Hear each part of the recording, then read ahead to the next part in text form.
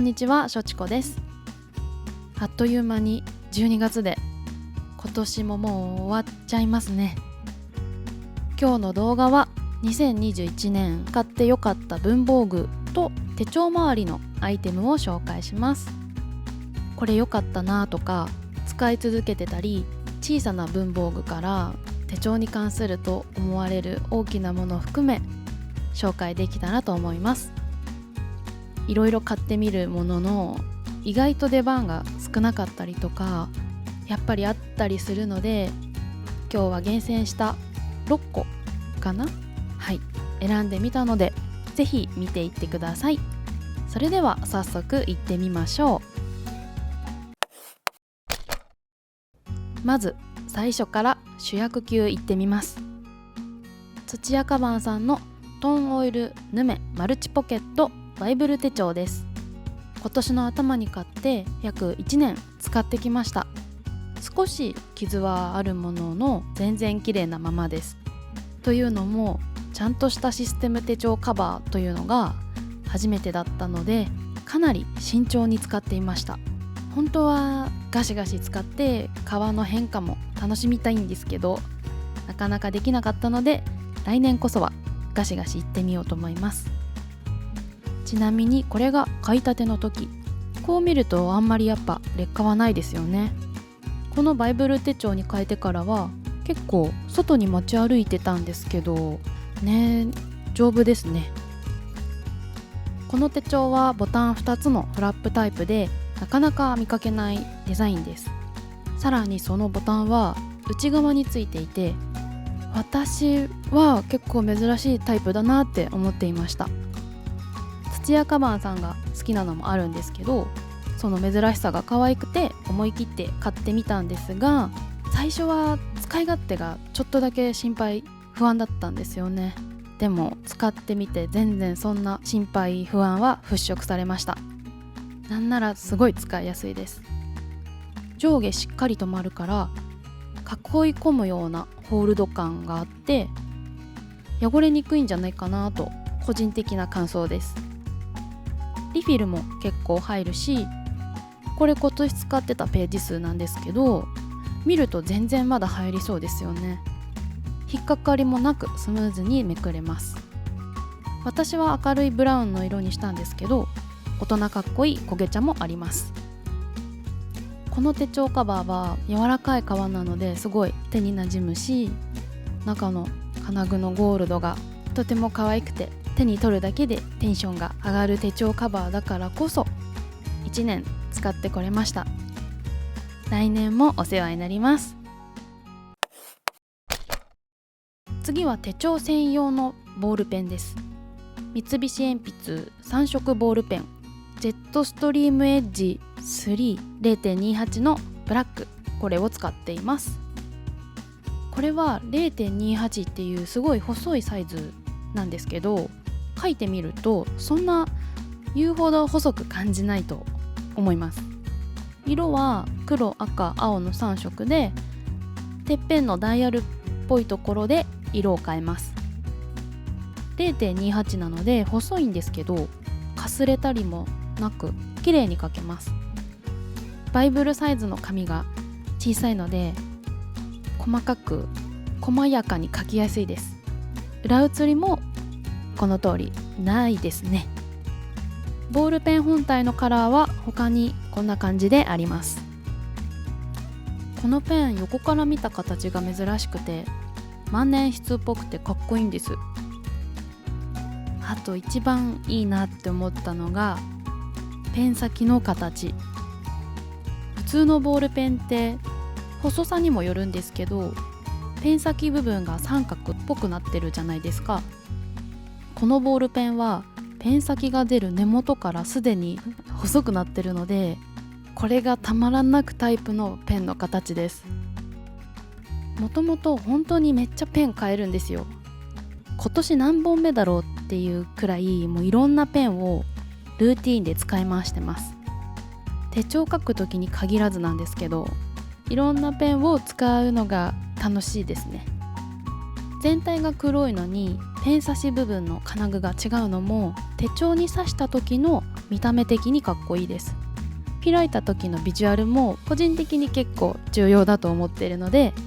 見た目的にもなかなか最高なペンを見つけちゃいましたね。次は VR メモリーキーパーパンチボード、タブパンチボードです。これは自分好みのサイズにインデックスを作ることができるパンチです。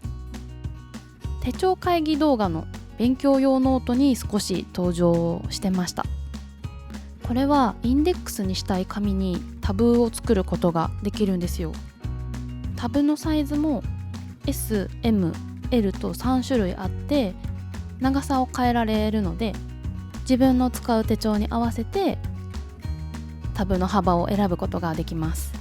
しかもカッターもついているので、タブを作って不要なところはカットするっていう作業がこのボード一つで完了しちゃいます。普通に作ると2段のインデックスになるんですけど、上の方を切って短くすることもできるので、タブを控えめにしたかったら短くもできるっていうカスタム度は高めです。あとですね、これインデックスのタブだけ作るということもできる優れものです。タブだけ好きな紙を使いたいっていう時にいいですよね。折りたたんで挟むようなインデックスにもできるし、普通の1枚のペラのインデックスも作れるので、自分の手帳のリフィルに合わせて作り方の幅がすごい広がります。他にはこうやってカードの先をタブにして手帳のポケットにメモできるカードとして入れてます。次、無印の木製ドキュメントスタンド。机の上のちょっとした小物とか細々としたものを入れられるものが欲しくて無印で見つけました。デスクの上には基本的にあまり物を置きたくない派なので、シールとか文房具はキャビネットにしまっていますが、ちょっと行き場のない小物やとにかくよく使うペンとかスマホとか、そういうのを入れられるものが欲しいなと思って買いました。このドキュメントスタンド、それぞれの仕切り幅が違くて、手前の低い方は幅広で、仕切り板が高くなる後ろの方は幅が狭くなります。なので後ろ側はペン立てに使えますね。しかも仕切り板は取り外しができる可動式です。自分の使いやすいように仕切りを外してつけてっていうのができるので、これはめちゃめちゃ便利です。あとやっぱりこの無印良品ならではの木製の感じが机の上にあってすごい可愛いです。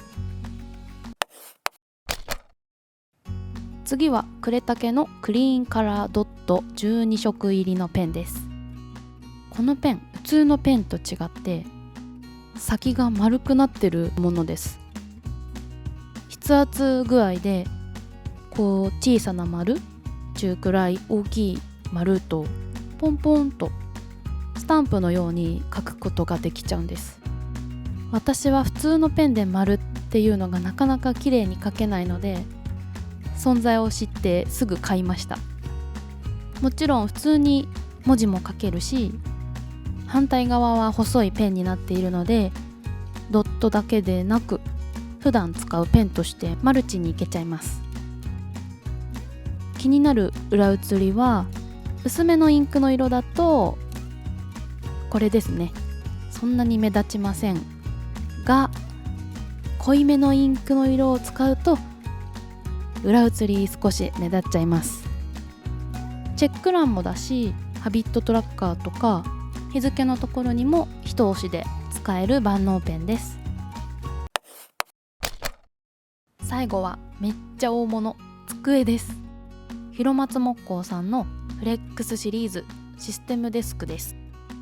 前に使っていた机が消しゴム使ったりするとめっちゃ揺れたんですよ。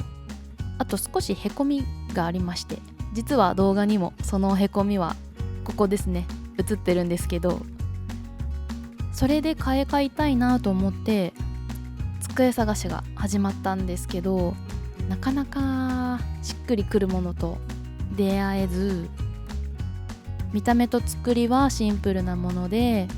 本物の木が良くて安定感がある机という条件のもと、1ヶ月以上かな、ほんと毎日机を探してました。そこでやっと出会えたのが広松木工さん。お値段がですね7万7千円とちょっとなかなかなお値段なんですが、今までもう結構机を何回か買い替えてて、やっぱりちゃんとしたものを長く使いたいって思って、もう悩んで購入を決意しました。このシンプルなのにしっかりしたスチールの足が消しゴムかけても揺れません。留め方がね、これかわいいですよね。厚みもあってすごいしっかりしてます。この天板の色味も4種類の木から選べて、私はこのウォールナットにしました。色味を変えられるってめちゃくちゃありがたかったです。部屋の雰囲気とかで選べるし、あとなんと奥行きと横幅も選ぶことができるんです。この机、自分の好きなデスクを作ることができます。広松木工さんは受注生産の家具屋さんなので、夏頃に買って秋に届きました。待ってる時間もなんかワクワクして、来た時はやったー来たー待ち望んでましたっていう感じなので、すごい大切に使ってます。机は毎日作業するところでもあるので、やっぱりちゃんと納得したものを買おうと思って、でその結果長く使える最高の机をゲットしました。今日は今年買ってよかった文房具と手帳周りのアイテムの紹介動画でした。2021年は手帳周りのものを買うことが多くなった年でもあったんですけど、やっぱり買って失敗しちゃうものも多くありました。今回の買ってよかったものたちは、中にはパッと買ってめっちゃいいってなったものもあるんですけど、できる限り実物を目で見てから買ったものでした。だからやっぱりベストバイで紹介できたし、来年も買ってよかったもの紹介はやりたいので、買い物上手になりたいなと思います。今日も最後まで見ていただきありがとうございました。また次の動画でお会いしましょう。